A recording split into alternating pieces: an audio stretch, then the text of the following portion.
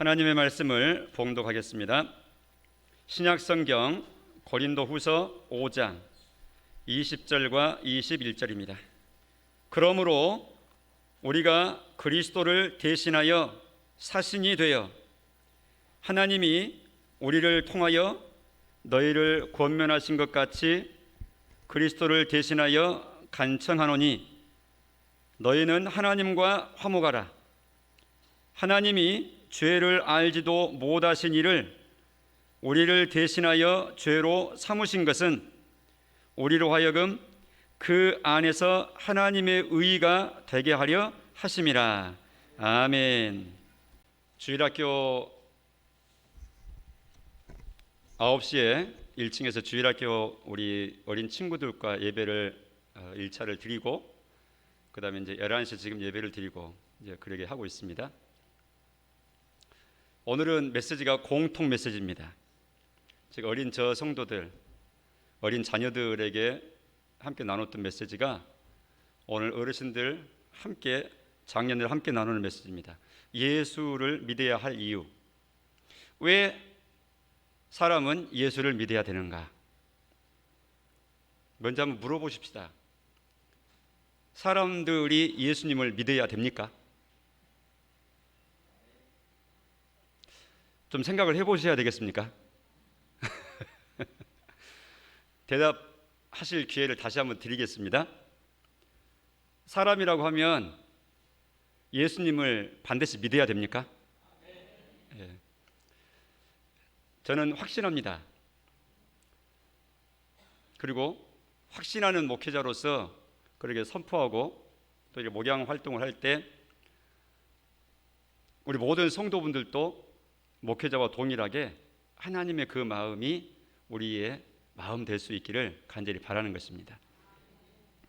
예수님을 믿어야 될 이유가 있는가? 안 믿는 우리 이웃들이 또는 친구들이 만나서 왜 예수 믿어? 왜 자꾸 예수 믿으라 그래? 왜? 이유가 뭔데? 이렇게 궁금해해요, 속에서. 듣기에 반갑지 않아가지고 귀를 돌리는 분도 있지만 마음 가운데 사람은 그냥 이성 없는 짐승이 아니기 때문에 말 그대로 하나님의 형상, 이성, 영혼, 하나님 우리를 아예 그렇게 만들어 놓으신 존재이기 때문에 사람은 먹고 나면 생각하게 돼 있는 거예요. 안정되고 나면 그 다음에 생각하게 돼 있는 거예요. 눈앞에 추우면 추위 해결하려고 막 땔감 찾고 불 지르고 불 태우고 그 다음에 옷 입고 안전한 집을 이렇게 찾고, 그러나 거의 다 해결되고 나면 그 다음에는 가장 근본적인 문제, 가장 본질적인 문제, 자기 자신을 생각하게 돼 있는 거예요. 나는 누구지? 왜 사는 거지? 먹고 살고 이렇게 힘써서 사는 이유가 뭐야? 돈 벌기 위해 사는 거야? 생각을 하는 거예요, 사람은. 그러게 이게 생각하는 사람이 정상적인 사람인 겁니다. 그리고 그 속에 답을 찾을 때까지는, 만족한 답을, 확실하게 정답을 확신하기까지는 사람 마음 가운데 만족이 없는 거예요. 그래서 사람 마음 가운데는 그 답으로 인해서 만족되는 그 고유한 영역이 있다. 철인들, 철학자 중에 어떤 사람은 하나님으로만 만족되는 그 영역이 있다. 그 어떤 것으로 채워지지 않는 그 부분이다. 이렇게 제법 이렇게 학자답게, 철학자답게 이렇게 말도 표현하기도 했는데, 우리가 예수 믿어야 될 이유, 마음 가운데 딱 준비를 하고 있어야 됩니다. 먼저는 내 자신이 먼저 내가 예수님을 왜 믿어야 되는가? 저는 어려서에 모태신앙으로 시작이 됐습니다. 이미 여러 차례 말씀을 들으신 분도 계시겠지만, 그래서 내가 예수님을 바르게 깨닫고 바르게 확신하기 전까지는 아이고 우리 어머니 아버지 때문에 내가 어쩔 수 없이 교회 나가야 되고, 우리 마을에 우리 가족만 주일 되면 일요일 되면 이 아버지 짐발이 큰 자전거에 우리 이 아들들 이 모황땅 실으시고 아버지가 주장해서 가시는데 빠져나갈 수도 없고, 그러나 몸은 예배당으로 이렇게 자전거 실려가지만 눈은 이렇게 해서 구슬치기하고 놀고 있는, 여름철이 얼마나 해가 깁니까? 애들이 아침부터 나와서 소위 말해서 옛날 말로 하면 고사태서, 옛말이죠. 고사태서 막 뛰어놀고 이렇게 하는데, 아이고 몸은 이렇게 실려가는데 마음은 저기 간절하죠, 저쪽이. 그게 이제 예수님을 알지 못하는, 또 내가 왜 예수님을 믿어야 되나, 예수님이 나에게 무슨 이 의미가 있는 분인지에 대해서 모를 때에는 그의 땅에서 지금 현재 내 필요한 것 따라서 막 돌아다니는 거죠. 그러나 지금은 죽인다 해도 난 예수님밖에 없고, 할렐루야, 아마 여러분도 그럴 줄로 믿고 우리 같은 마음인 줄 알고 제가 편안하게 말씀을 드립니다. 예수님 외에 가장 귀한 것은, 더 귀한 것은 찾을 길이 없다. 그래서 예수님을 바르게 잘 아는 그 사람처럼 복스럽고 복받은 사람이 없구나, 그렇게 평가의 기준도, 판단의 기준도. 아무튼 다시 돌아와서 예수 믿어야 될 이유가 뭔가, 우리 마음 가운데 분명히 내 자신을 위해서 확신해야 되고, 그 다음에 내가 그렇게 확신하는 것이라 그러면, 정말 그렇게 가치 있는 것이라 그러면 언제든지 마음 가운데 딱 이렇게 하나 둘 셋 넷 딱 준비되어 있어가지고, 이러니까 예수 믿어야 되는 거야, 이러니까 꼭 믿으셔야 됩니다, 이렇게 권면해드리고 계몽해드리고 설명해드리고 이렇게 이해시켜드릴 수 있는 이 마음을 딱 갖추고 계셔야 돼요. 그렇게 하라고 그러셨어요. 하나님이 너희 마음 가운데 있는 소망, 뭘 그렇게 그래, 뭐 마음에 그런 소망이 있고 무슨 꿈이 있고 뭐 예수님 따라가냐고 그렇게 묻는 사람이 있거들란, 온유한 심정으로 잘 준비된 마음으로 그들에게 대답할 것을 준비하라고 하나님 그렇게 말씀하셨잖아요. 베드로 사도를 통해서 기록된 그 말씀을 보니까. 그러니까 우리가 밑도 끝도 없이 그냥 풀어놓고 이렇게 나만 잘 왔다 갔다 믿으면 된다 이렇게 하시면 안 되고, 우리 적어도 월야교회 성도분들에 대한 저희 기대는 마음 가운데 내놓을 답이 있어야 된다 하는 것이죠. 오늘 제가 곽영신 버전으로, 물론 이제 성경 내용인데 이제 우리끼리는 이런 식으로 우리가 마음 가운데 확신하고, 또 이런 식으로 또 혹시 필요한 분한테는 설명도 해줄 수 있도록 마음에 딱 갖추고 있자 하고 우리끼리 딱 이렇게 갖추었으면 좋겠다 하는 내용을 제가 이렇게 개념화하는 겁니다. 그래서 네 가지 이유, 예수 믿어야 될 네 가지 이유. 첫째, 죽기 때문에 예수님 믿어야 된다 하는 것입니다. 죽기 때문에. 뭐 때문에? 죽기 때문에. 선생님 죽으십니까? 앞으로 죽으실 것 같습니까? 사람 다 죽지요. 그럼 예수 믿으셔야 됩니다. 이래야 되는 거예요. 죽는 것과 예수 믿는 거 무슨 관계예요? 선생님 왜 죽는지 아십니까? 암 걸리니까 죽죠. 교통사고 나니까 죽죠. 못 먹고 영양실조 걸리니까 병 걸려서 죽죠. 맞습니다. 그래서 죽는 겁니다. 그런데 그럼 병 안 걸리면 안 죽습니까? 교통사고 안 나면 안 죽습니까? 그래도 죽습니다. 말씀하신 그런 것들은 죽음으로 이르는 과정의 현상들일 뿐이지, 그것 때문에 죽는 게 아니라 죽는 근본 이유가 있습니다. 그게 뭐냐? 죄 때문에 죽는 겁니다. 그 면사무소에서 계몽시켜주던 거예요. 마이크로 주민 여러분 알려드립니다, 들어보세요 하고, 죄 때문에 죽는답니다 이렇게 면사무소에서 알려줍니까? 학교 가면 알려줍니까? 종교 편향이라 그래요. 너희 기독교인들이 그렇게 정해서 믿는 것이지, 그렇게 한다고 하는 것이지 하고 동의를 안 해요. 그러나 동의를 하든지 안 하든지 진리는 진리 자체에 그 자생력, 그 능력이 있기 때문에 그 자체로 시대가 다 귀를 막고 못 알아들어도 진리는 진리 자체로 있는 거예요. 근데 사람이 다 죽어요.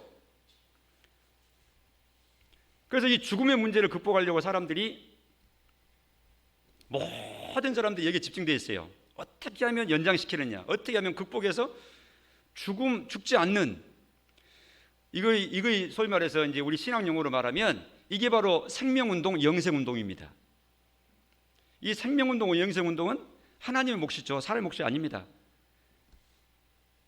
첫 번째 예수 믿어야 할 이유, 죽기 때문에 믿어야 됩니다. 죽는 존재니까. 왜? 죽는다 하는 것은 이유가 있습니다.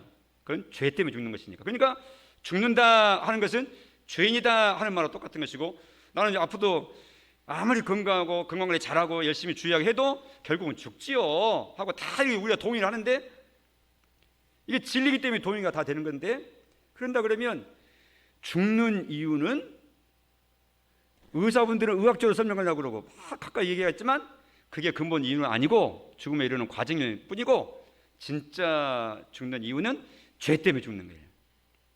뭐 때문에 죽는다고요? 죄 때문에 죽는 거예요. 우리는 하나님 말씀이 진리인 것을 믿습니다. 로마서 6장 23절에 보니까 죄의 싹은 사망이요. 싹이란 말은 우리가 일하면 싹 받잖아요. 대가 받잖아요. 잘하면 잘한 대가를 받고 못하면 못한 대가를 받잖아요.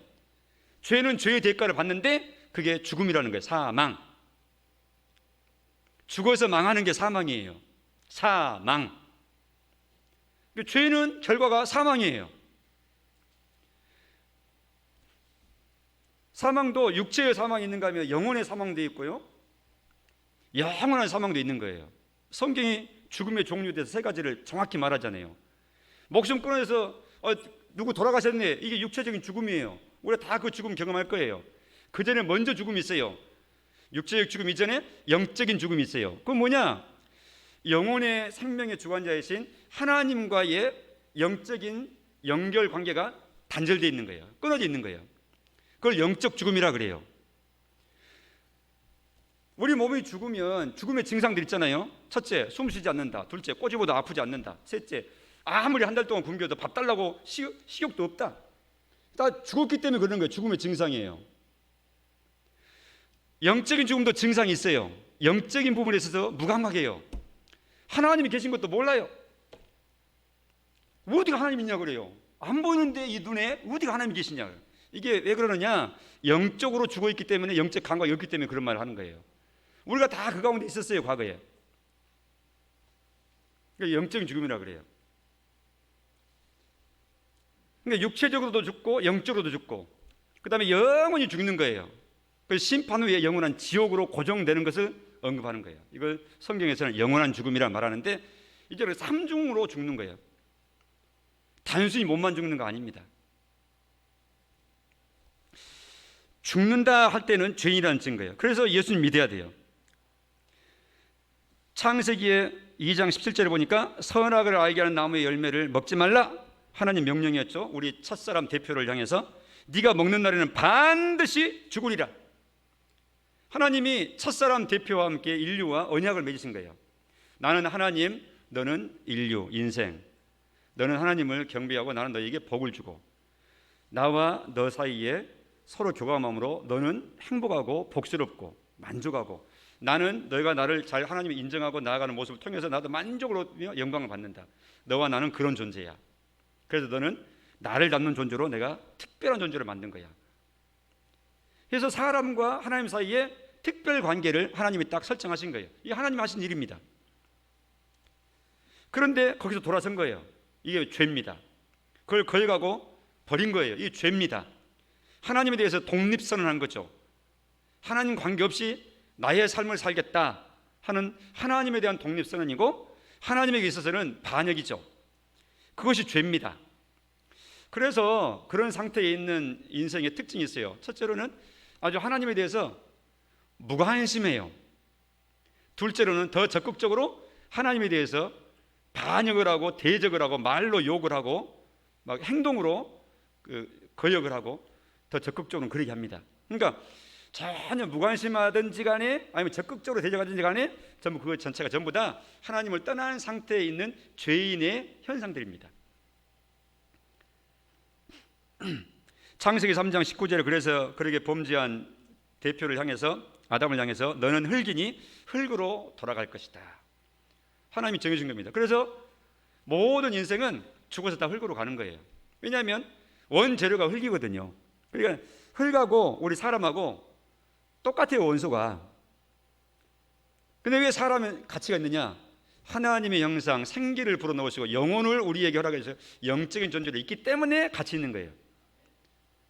그래서 다른 영혼이 없는 모든 동물 세계, 사람 외에 많은 동물들은 영혼이 없습니다. 즉 하나님 형상이 없다 그 말입니다.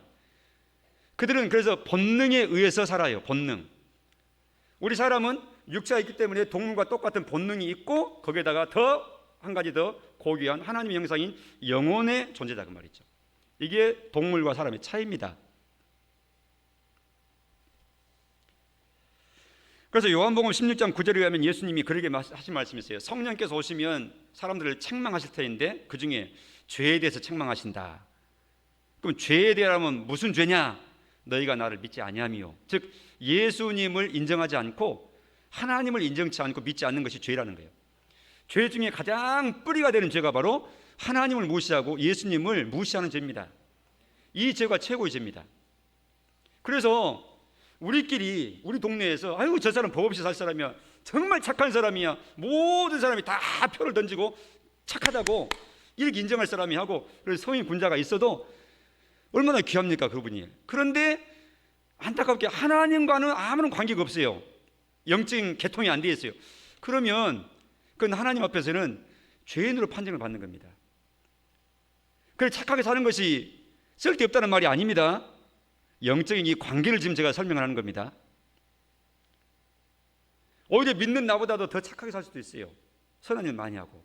그러나 하나님께서는 하나님과의 관계가 중요한 겁니다. 그 이후에 착해라 그 말이죠. 마치 어떤 조폭 단체가 있는데 한번 비유를 하자 그러면, 비근한 예를 들자면 깡패 집단이 있는데 그 속에서 어떤 행동대원이 아이고 위험한 순간에 있어도 자기 몸을 던져가지고 다른 동료들 이용을 자기가 다 온몸으로 다 위험할 때마다 다 뛰어들어. 가장 앞장서서 다른 파하고 싸울 때 가장 앞장서 싸우고 가장 늦게까지 견디고 얼마나 멋져요. 그러면은 그 집단 내에서 그 파 내에서는 우리 저 곽영신 대단하다, 우리 영웅이야, 인정받죠. 칭찬받고. 그러나 그것은 자기들 범위 내에서 자기 깡패 집단 내 자기 파 속에서만 그렇게 하는 거예요. 자기들끼리 의리 있고 서로 양보도 하고 얼마나 좋습니까? 인정받고. 그러나 그 집단을 벗어난 국가 입장에서 보면 너희는 해악 집단이야, 일망타진해야 돼, 없어져야 될 단체야, 이렇게 되는 겁니다. 온 우주에 선하신 하나님께서 하나님 없이 우리끼리 착하고 우리끼리 재미지고 우리끼리 행복하자 한 것은 이 자체를 악이라 그러시는 거예요. 이 죄의 개념을 분명해야 됩니다. 그러니까 성경이 말하는 죄의 개념은 인간 대 인간의 인륜의 문제에서 터치하고 끝나는 게 아니고 그 범위를 초월하고 뛰어넘어서 하나님과 사람과의 관계에서 먼저 논하는 거예요. 그게 가장 먼저입니다. 소위 말해서 대신 관계, 대인 관계보다도 우선적인 것은 대신 하나님과의 관계를 얘기하는 거예요. 대신 관계. 우리가 예수님을 믿어야 될 가장 첫 번째 이유, 죽는 죄인이기 때문이에요. 그래서 만약 우리 중에 죽지 않는 사람이 있다, 죽지 않을 사람이 있다, 그러면 예수 믿지 않아도 될 사람입니다. 왜냐하면 죄 없는 사람일 것이기 때문에, 그리고 죽지 않을 사람이기 때문에. 그러나 만약 그렇지 않다면, 그럴 자신 없다면 반드시 예수님을 믿어야 될 사람입니다. 둘째로 왜 예수 믿어야 되는가? 이어지는 내용인데 심판받기 때문에 예수 믿어야 됩니다. 심판받는다 그 말은 죄인이 정죄를 받아가지고 지옥 간다는 말입니다. 히브리서 9장 27절에 같이 읽어보겠습니다. 시작. 한 번 죽는 것은 사람에게 정해진 것이요 그 후에는 뭐가 있어요? 하나님 말씀입니다. 이건 동의하고 국민투표할 내용이 아니에요. 다 그저 듣기 싫어도요. 이거 안 믿는 사람들이 얼마나 듣기 거부하겠어요. 하나님이 심판한다 그러면 그거 듣기 싫어요. 그런 말 하지 마라 그래요. 그래서 요한계시록을 보면 이런 증인의 역할을, 하나님 말씀을 증거하고 이런 메시지를 전달하는 사람들을 이 세상이 죽여버렸어요. 죽여버려. 그리고 자기들끼리 죽여 없앴다 하고 막 잔치를 해요. 왜냐하면 그동안 자기들을 듣기에 괴로운 말을 막 나팔처럼 막 불어댔던 사람들이 사라지니까 그렇게 후련한 거예요. 그 요한계시록에 나오잖아요. 그래서 세상은 이런 말 하지 마라 그래요. 그러나 우리는 해야 돼요. 교회는 이걸 나팔 불라고 교회가 있는 거예요. 그러니까 지혜롭게 이제 우리가 말해야 되죠. 막 뭐 길거리 다니면서 막 이렇게 할 수도 있지만 그러나 보다 더 지혜로운 방법이 필요해요. 이해가 되게. 이왕이면 거부감이 적게 잘 이렇게 전달되도록 지혜를 동원해야 될 부분은 그 다음 부분이긴 하지만 우리는 끝까지 말해야 됩니다. 심판이 있기 때문에 예수님을 믿어야 되는 거예요. 한 번 죽는 것이 정해진 것처럼, 진리인 것처럼 심판은 바로 따라오는 진리입니다. 우리가 주일마다 예배 시간마다 고백하는 사도신경 중에 산자와 죽은 자를 뭐하러 오시리라? 심판이 있다고 고백하잖아요. 내가 믿는 신앙 고백이 바로 성경의 그 내용이에요. 날마다 고백하는 거예요. 주일마다 하나님 앞에 심판하실 우리 주님이시라고. 만약 우리 중에 하나님의 심판을 받지 않을 자신이 있거나 능력이 있는 분은 심판을 하려고 하시는 하나님 앞에 하나님 지금 뭐 하시는 겁니까? 나는 당신의 심판 받지 않습니다 하고 거역할 수 있고 벗어날 수 있고 그냥 적용받지 않을 분들은 예수님 안 믿어도 될 사람입니다. 그렇지 않다면 반드시 예수님을 믿어서 심판을 면제받고 심판을 피해가야 됩니다. 필수입니다. 어떤 길도 없습니다. 셋째, 왜 예수님을 믿어야 되는가? 예수님이 이런 사람의 문제, 지금까지 언급한 죄의 문제, 심판의 문제, 지옥의 문제, 형벌의 문제, 이 모든 문제를 해결하시는 해결자가 되시기 때문에 예수님을 믿어야 되는 것입니다. 예수님이 마태복음 9장에서 그런 말씀하셨어요.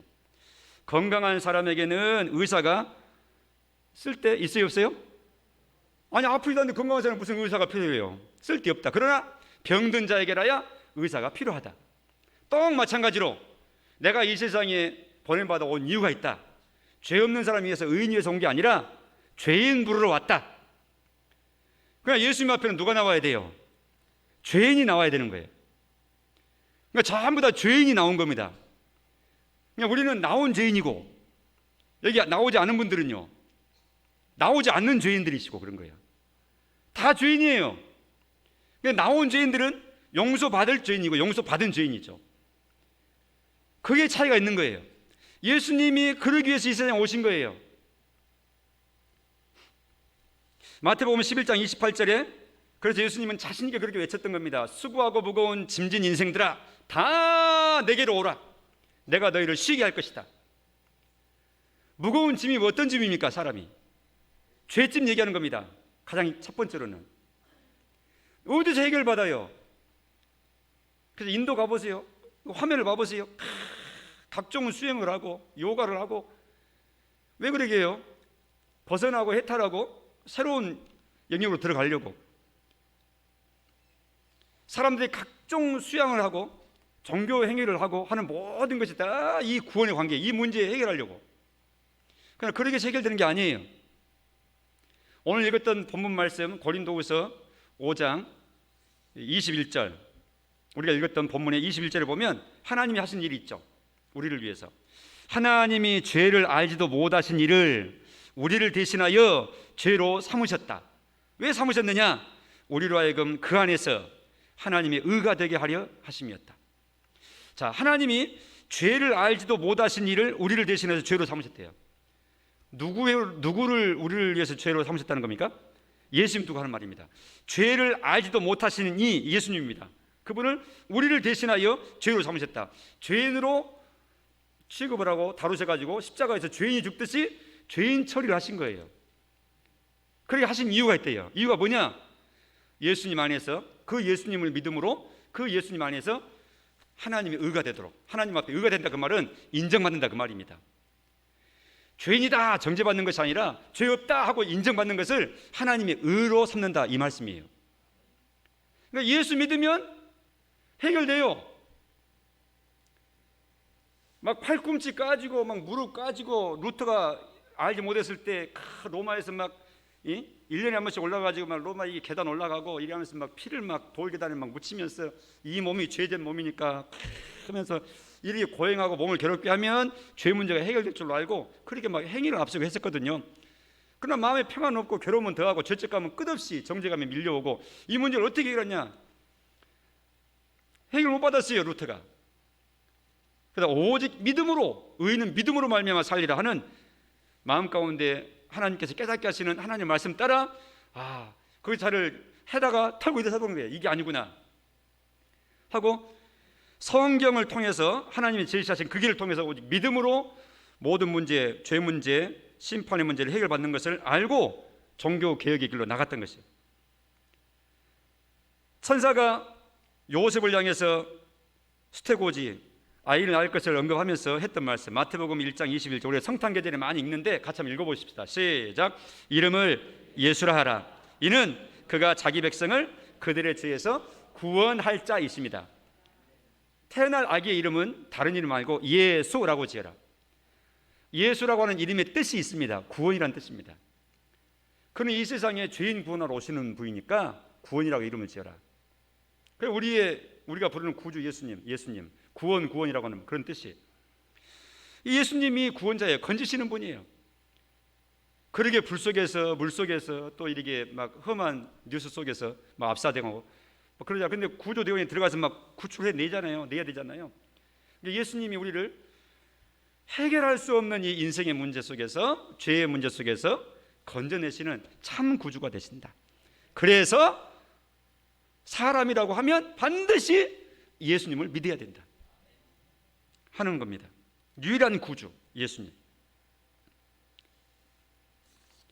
마지막으로 한 가지 더, 왜 예수 믿어야 되는가 할 때, 이것이 가장 넓은 범위의, 넉넉한 범위의 표현인데, 하나님께서 우리 사람에게 복을 주고 싶어 하시는데 복을 받을 길이 없어요. 예수 믿지 않으면. 예수 믿음으로 복 받게 하시는 거예요. 즉 짧게 말하면 왜 예수 믿어야 되는가? 네 번째, 하나님께서 우리에게 복을 주고 싶어 하시기 때문에 그 복을 받기 위해서 예수 믿어야 되는 거예요. 그 복이 뭐냐? 하나님과의 충만한 교제입니다. 이걸 성경에서는 구원이라 말하기도 하면서 또 영생이라 말하기도 하면서 하늘의 유업이라 말하기도 하면서 다양하게 이제 표현 방식은 다르지만 결국은 하나님 앞에서의 충만한 복을 누리는 겁니다. 이사야 1장 18절에 여호와께서 이사야를 통해서 당시의 이스라엘 백성들에게 외치는 말씀입니다. 말씀하실 때 오라 우리가 서로 변론하자, 서로 말해보자 그 말이죠. 계산해보자 그 말이죠. 너희 죄가 주홍 같을지라도 눈과 같이 희어질 것이다. 진홍같이 붉을지라도 양털같이 되고 말 것이다. 내게로 와라. 죄인들 와라. 너희들 나 떠나서 등 돌리고 귀 막고 멀리 가지 말고 내게로 와야 해결된다. 여기에 참 행복이 있다. 주님이 부르신 거예요. 헤매고 방황하는 인생들에게. 에스겔 선지자를 통해서 18장 23절에 주 여호와의 말씀이니라. 내가 어찌 악인이 죽는 것을 조금인들 기뻐하랴. 여러분 오해하지 마십시오. 하나님 막 심판하기로 막 즐거워하시고 막 심판할 때 쾌감을 느끼시고 막 이런 이상한 취미를 가지고 계신 분인 양 그렇게 오해하시면 안 됩니다. 이게 하나님의 본심이시라고 말씀하고 계세요. 악인이 죽는 것을 내가 조금이라도 기뻐하겠느냐? 계속 말씀하시잖아요. 돌이켜 그 멸망할 길, 죄악된 길에서 떠나서 사는 것, 복 받는 것, 그것을 어찌 내가 기뻐하지 않겠느냐? 그렇게 해야지 당연히 하고 부르시는 거예요, 하나님께서. 그래서 예수 믿어야 돼요. 그게 최고의 복입니다. 바울 사도를 통해서 디모데전서 2장 4절에 하나님의 마음을 전달하시는데, 하나님은 모든 사람이, 전 인류가 구원을 받기를 원하시고 이런 진리를 아는데 딱 이르기를 깨닫기를 원하신대요. 이게 하나님 본심이세요. 우리가 잘 아는 요한복음 3장 16절 다 같이 한번 읽어보십시다. 시작. 하나님이 세상을 이처럼 사랑하사 독생자를 주셨으니 이는 그를 믿는 자마다 멸망하지 않고 영생을 얻게 하시려고 독생자 주신 거예요. 하나님이 고안하시고 계획하시고 디자인하시고 쭉 진행하신 구속의 역사, 구원의 역사는 우리에게 영생 주시려고, 멸망치 않게 하시려고 그렇게 하신 사랑의 하나님의 계획을 진행하신 겁니다. 요한일서 2장 25절 마지막으로 읽어봅니다. 시작. 그가 우리에게 약속하신 것은 이것이니 곧, 하나님 우리한테 약속하신 게 있어요. 하나님이 약속하신 복, 영원한 생명, 두 글자로 줄이면 영생, 하늘의 복 말하는 거예요. 베드로 사도는 1장 3절 4절에 그렇게 말씀하죠. 우리를 예수님 부활하게 하시고 우리를 거듭나게 하셔가지고 우리에게 썩지 않고 더럽지 않고 쇠하지 아니하는 하늘의 유업을 우리에게 있도록 하셨다. 하늘 상속자 되게 하셨다. 우리가 가난한 자 같으나 많은 사람을 부유하게 하는 사람이다. 이런 내용을 전달해서 이 인생의 가난한 인생의 비참 속에서 벗어나서 하나님의 풍요한 가운데 들어가도록 돕는 그런 역할을 하는 사람이다. 아무것도 없는 자 같으나 모든 것을 가진 자다. 이 땅에 재산 증명하라고 그러잖아요. 통장 얼마 남았어? 부동산 얼마나 있어? 예? 딱 이렇게 땅에서는 그렇게 증명하잖아요. 그러나 그것은 세 발의 피도 안 돼요. 하나님의 나라의 풍성함을 우리로 하여금 전달받도록 누리도록 하나님이 약속하셨다는 사실이죠. 우리가 하나님을 어떻게 믿습니까? 하나님과 우리의 관계는 언약 관계의 처음부터. 그래서 구약, 신약, 옛 언약이고 새 언약이잖아요. 하나님이 약속했잖아요. 너 저 먹으면 죽는다. 하나님과 언약이죠. 그래서 죽는 거예요. 여인의 후손을 보내겠다. 그래서 예수님 보내셔서 구원 길을 시작하신 거예요. 모든 하나님과 우리의 관계는 하나님께서 선포하시고 우리한테 약속하시고 그럼 우리는 받아서 듣고 확신하고 믿고 따라감으로 하나님과 우리의 관계가 형성이 되는 건데 이게 바로 믿음의 관계잖아요. 신앙. 그러면 썩지 않는 유업을 너희 것으로, 더럽지 않고 쇠하지 않는 유업을 너희 것으로 하라 한다. 이것도 하나님 우리에게 주신 약속 중에 한 가지라고요. 그러면 하나님이 거짓말 하실까요? 하나님이 거짓말 하세요? 그러면 거짓말한 하나님은 왜 믿어요? 나만 또 못할 텐데. 그러니까 하나님 믿는다 하는 것이 얼마나 실제적이고 아주 무게감 있는 내용인지를 잘 생각하십시오. 결코 가벼운 말이 아닙니다. 하나님이 내놓으신 말은 절대 실현하시는 법이 없습니다. 하신 말씀을 어찌 행하지 아니하시랴? 반드시 행하시는 하나님이십니다. 믿습니까? 저는 그게 믿습니다. 그러니 이렇게 예비하신 복을 하나님의 것을 우리의 것으로 누리면서 만복을 누리도록 하나님께서 원하시는데 하나님은 무흠정결 깨끗하신 공의로우신 분이신데 어떤 죄인도 하나님 앞에 나아갈 수가 없는 거죠. 예수 믿지 않으면. 그래서 예수 믿음으로 하나님 앞에 받아들이는 겁니다. 그래서 예수 믿어야 됩니다. 예수 믿어야 될 4가지 제목을 제가 정리를 했습니다. 첫째, 죽는 죄인이기 때문에 예수 믿어야 된다. 둘째, 심판받아 지옥 갈 운명이기 때문에 예수 믿고 벗어나야 된다. 그래서 예수 믿어야 된다. 셋째, 이런 모든 인간의 문제, 벗어날 수 있는 인간의 문제의 해결자는 예수님밖에 찾을 길이 없기 때문에 예수 믿어야 된다. 이 모든 과정을 통해서 하나님께서 우리에게 만복을 주시기를 그렇게도 원하시기 때문에 예수 믿어 그 복을 받는다. 그래서 예수 믿어야 된다. 마음 가운데 잘 붙들고 새말뚝처럼 잘 박아 놓으시고 그리고 확신하십시오. 먼저 내 자신이 확신하십시오. 그렇구나, 분명한 길이구나 확신하시고 그 내용대로 전달하시고, 그래서 하나님께서 기뻐하시는 진리 충만한 우리 오래학교의 성도 한 분 한 분 되시기를 간절히 축복합니다. 기도하겠습니다. 하나님, 주의 말씀을 통해서 진리의 내용을 다시 마음 가운데 정리할 기회를 주신 것 감사합니다. 이 시간 이 말씀으로 들은 모든 심령 한 분 한 분, 이 자리에 동참한 한 사람 한 사람이 다 이 진리에 적용받아 다 자기의 말로 받게 하시고 만복을 받아 누리는 하나님의 구원 백성의 길을 걸어갈 수 있도록 확신을 더하여 주시옵소서. 뿐만 아니라 교회가 진리의 나팔을 부는 하늘의 기관일진데 이 모양 저 모양 다양한 방법으로 이 내용을 주변에 누룩처럼 번지고 연기처럼 번지고 꿋꿋하게 번지고 외치는 진리 충만한 기관으로서 역할을, 증인으로서 역할을 감당할 수 있도록 능력을 덧입히워 주옵소서. 예수님 이름으로 기도합니다. 아멘.